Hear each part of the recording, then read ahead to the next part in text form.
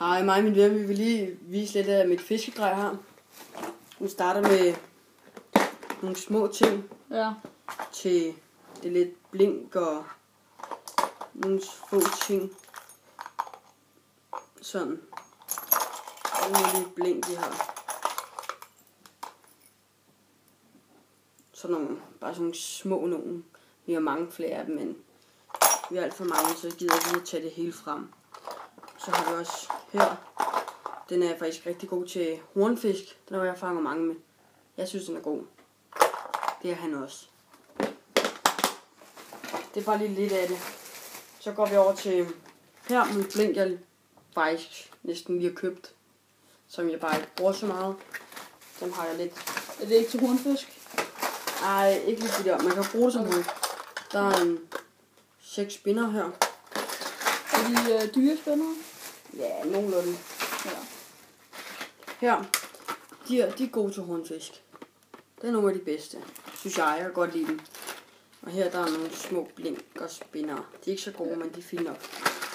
De duer i hvert fald. Ja. Har lidt lean. De kan tage 23 kilo. Ja, det var alligevel en chat. Et nyt hjul her, som jeg synes der er rigtig godt. Jeg vil vise det engang. Ligger her. Det er et rigtig godt hjul. Vi har bare lavet være med at komme lige på for i dag. Jeg tænkte, det var smart at pille dagen, når det bare skulle væk, jo. Lidt mere lean. Der er bundet sammen, åbenbart. Havlin, meget tyk. Ja. Så kommer vi lidt over til gedefiskeri. Det er sådan mere til gede. Lidt mere til gede, ja. Jeg synes, de er gode. Jeg har fanget nogle 7,5 kilo skede på den her. Jeg ved ikke, man kan se, at der har været lidt bidhug på den. Jeg ved ikke, om man kan se det, men det har der. Men der mangler også lige 2 kroge på. Den her, den er en af de bedste, synes jeg. De er gode. Rigtig gode. Han fangede for eksempel en i weekenden på, hvad var det?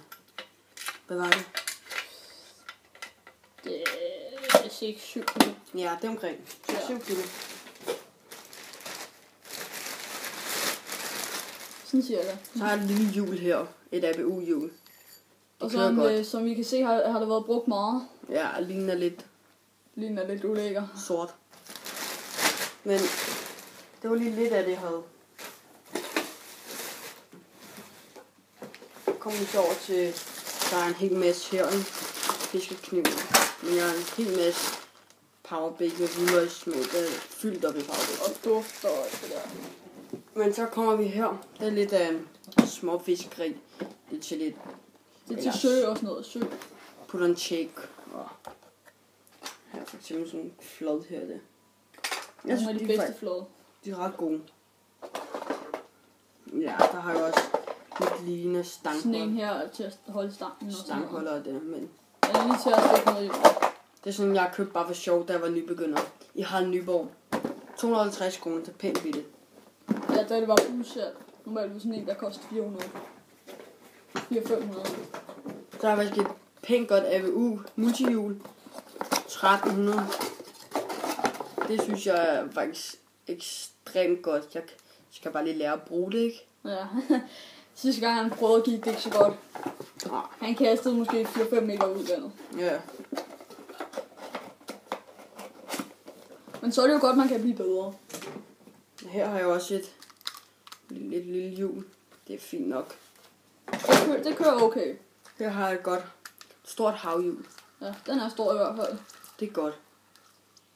Det er rigtig godt der. Stort. Kæmpe stort. Selvfølgelig, når det er til hav, ikke? I kan se. Så det er et pænt godt mærke. Jeg ved ikke, om I kan se det. Men det er det.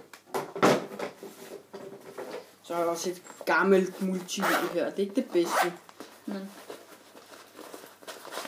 Men det kan køre, så...